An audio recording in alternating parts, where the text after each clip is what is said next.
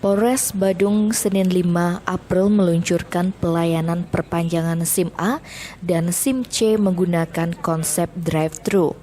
Peluncuran dipimpin Kapolres Badung AKBP Robi Setiadi di kantor Satlantas Polres Badung.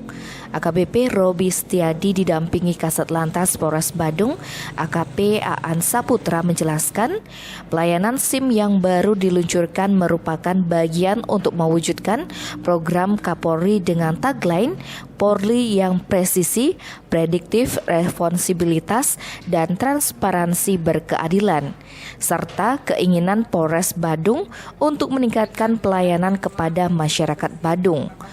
Poin penting lainnya adalah transparansi pelayanan dan meminimalisasi oknum anggota yang menyalahgunakan wewenang dengan meminta biaya tambahan dalam pelayanan. Selain sistem drive-thru ini, Polres Badung juga memberi pelayanan lewat SIM keliling bagi masyarakat yang hendak memperpanjang SIM A dan SIM C. Pelayanan SIM keliling ini terdapat di Puspem Badung dan Mal Pelayanan Terpadu Satu Pintu Pemkab Badung. Mekanisme pelayanan perpanjangan SIM drive-thru ini adalah pemohon datang dengan kendaraannya, lalu menyerahkan data persyaratan untuk memperpanjang SIM di loket yang sudah disediakan tanpa perlu turun dari kendaraan.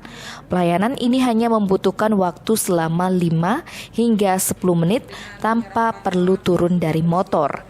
Namun sistem drive-thru ini tidak berlaku bagi masyarakat yang membuat SIM baru dan masa berlaku SIM-nya sudah mati.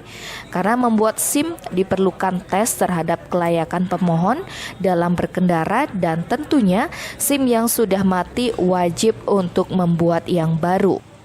Tidak kalah menarik adalah layanan SIM delivery. Bagi pemohon layanan SIM yang memiliki keperluan mendesak dapat meninggalkan tempat layanan.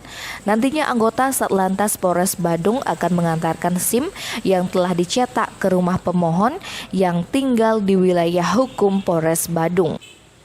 Adapun mekanisme penerbitan SIM secara delivery yaitu dengan melengkapi persyaratan seperti fotokopi KTP, SIM lama untuk perpanjangan, surat keterangan sehat jasmani, dan surat keterangan sehat rohani.